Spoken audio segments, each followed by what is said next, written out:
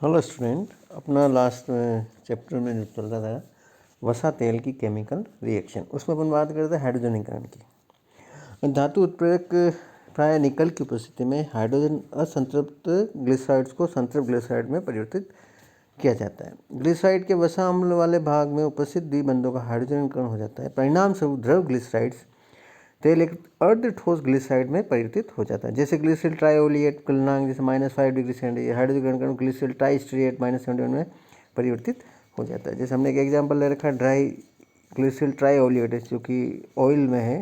इनमें आपने को दिख रहा है, इस इक्वेशन में दिख रहा है कि ये असंतृप्त कार्बन कार्बन के बीच में डबल बॉन्ड है, इसको अपने हाइड्रोजनीकरण किया है। तो किसमें बदल रहा है? ये फैट में। हाइड्रोजनीकरण के द्वारा मतलब डबल बॉन्ड अनसेचुरेटेड जो ऑयल से अगर उसको अपन हाइड्रोजनीकरण करते हैं और सेचुरेटेड बन जाता है तो उसको ऑयल से किस में बदल रहा है? फैट्स में, तेल से वसा में। हाइड्रोजनीकरण के द्वारा तेलों की भौतिक अवस्था में परिवर्तन होकर ठोस या अर्ध ठोस वसा प्राप्त होती है। इस प्रक्रिया को कठोरीकरण कहते हैं। इस प्रक्रिया द्वारा व्यापारिक पैमाने पर वनस्पति तेलों को खाने योग्य वसा जैसे वनस्पति घी या मार्गरीन में बदला जाता है। ठोस किए गए तेलों का प्रयोग प्रायः साबुन या मोमबत्ती बनाने में किया जाता है। इसी तरह से हाइड्रोजिनोलाइसिस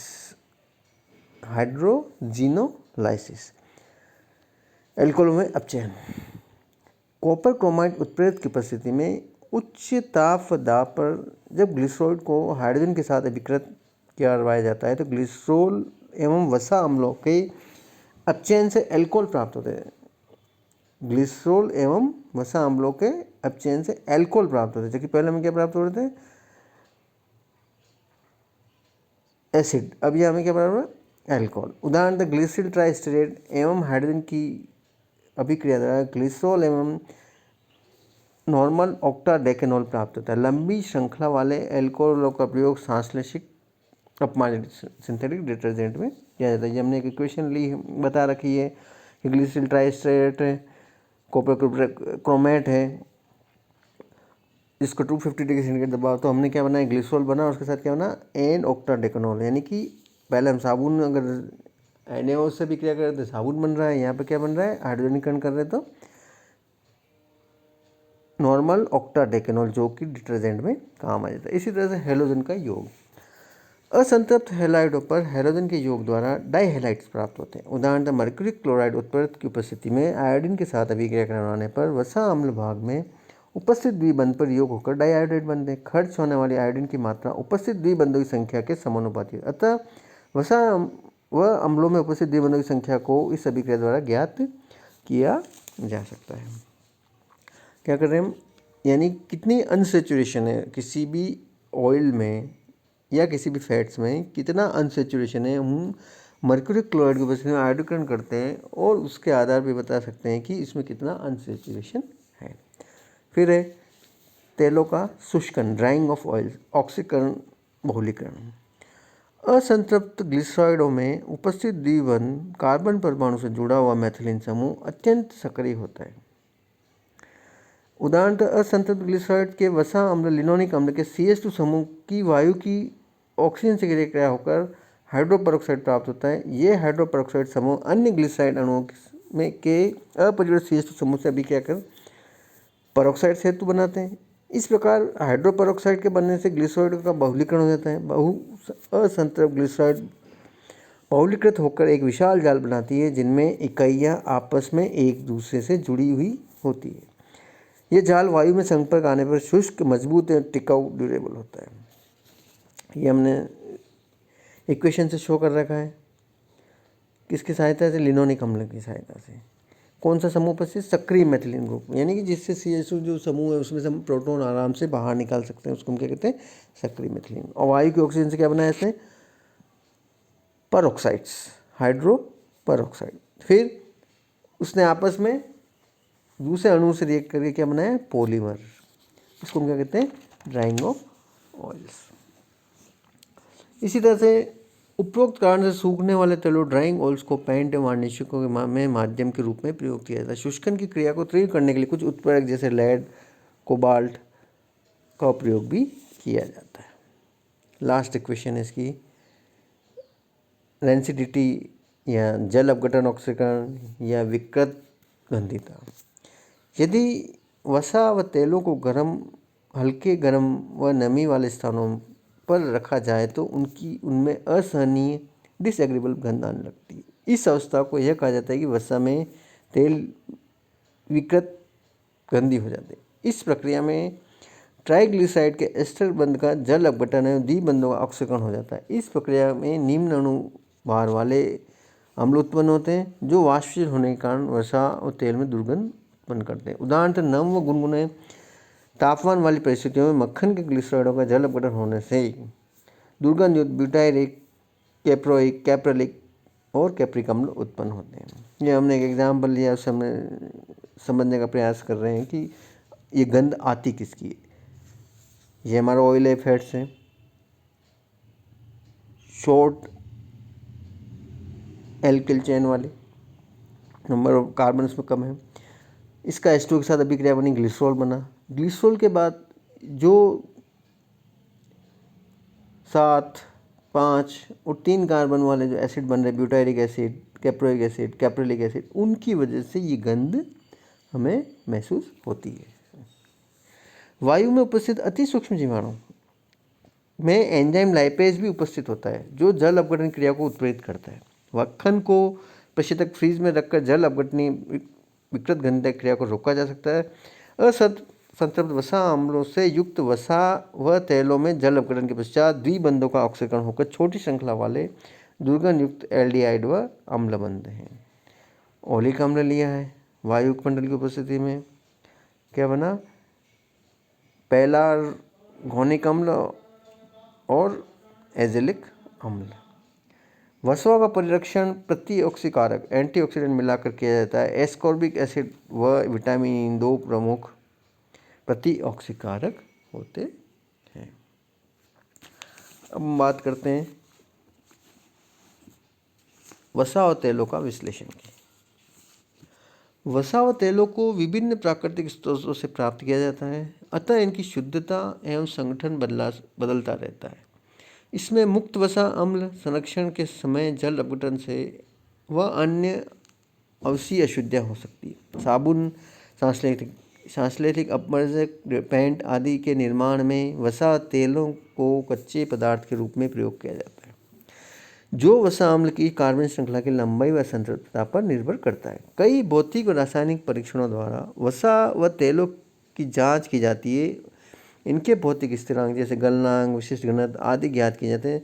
कई भौतिक स्पेक्ट्रोमीटर विधि द्वारा भी ग्लिसरॉइडों की संरचना ज्ञात किया जाता है। तेल व वसाओं कुछ विश्लेषिक परीक्षण भी किए जाते हैं जिसमें प्रमुख निम्नलिखित। पहला है साबुनीकरण संख्या, सैबोनिफिकेशन नंबर।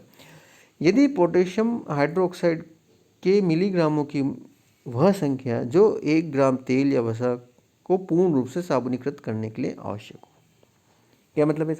वसा व तेलों के साबुनीकरण संख्या द्वारा इनके औसत आणविक द्रव्यमान को ज्ञात किया जाता है।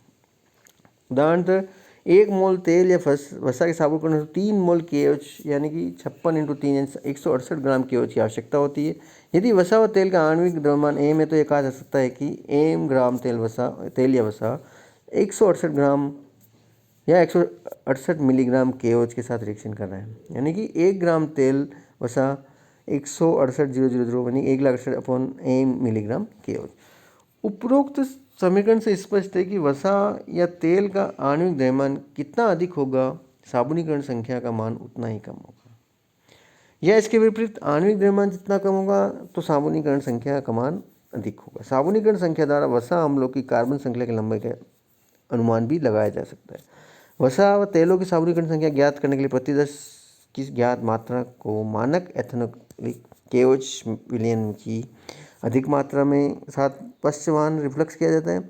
अप्रयुक्त क्षार को मानक अम्ल विलयन द्वारा अनुमापित कर ज्ञात किया जाता है। इसी तरह से एक है हमारा दूसरा मेथड है आयोडीन नंबर।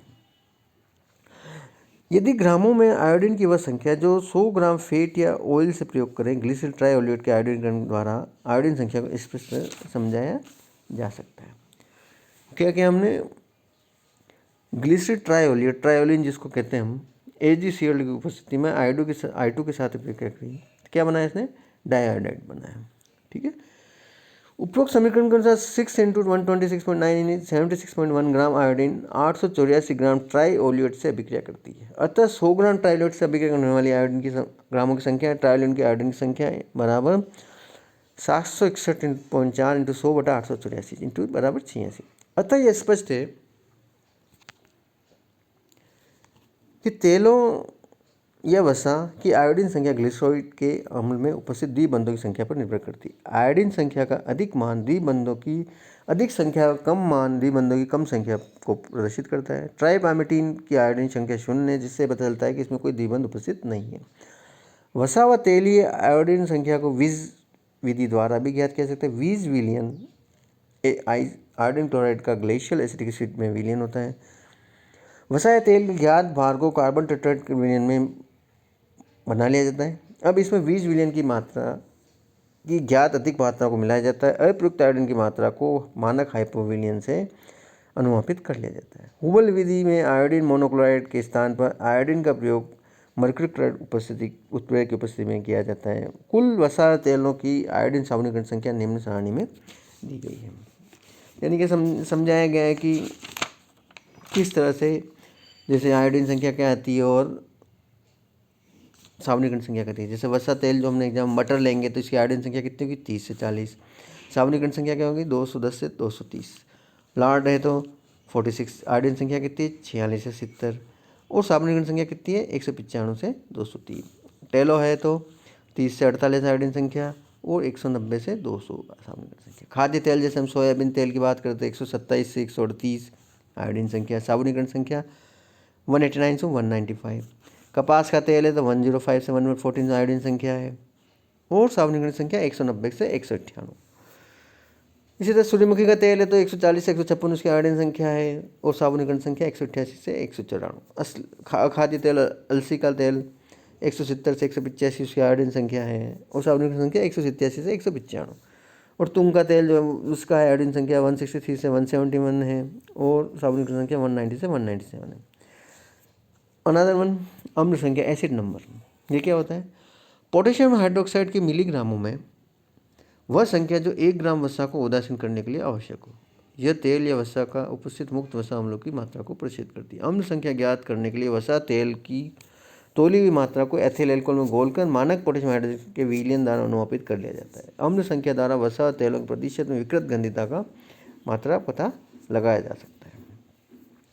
लास्ट में वनस्पति घी के निर्माण के बारे में थोड़ी सी जानकारी दे रखी है कि व्यापारिक पैमाने में हाइड्रोजनीकरण अभिक्रिया द्वारा वनस्पति घी का निर्माण किया जाता है। मूंगफली, नारियल, कपास के बीज कच्चे पदार्थ के रूप में प्रयोग किया जाता है। इस हेतु प्रयुक्त हाइड्रोजनीकरण के क्षेत्र में ये एक डायग्राम बना हुआ है जिसमें किस तरह से हम हाइड्रोजनीकरण करते हैं। तेल है उसमें निकल उत्प्रेरक है, हाइड्रोजन गैस प्रवाहित कर रहे हैं और स्टीम प्रवाहित कर रहे हैं, तो ये तेल किस में कन्वर्ट हो रहा है, फैट में।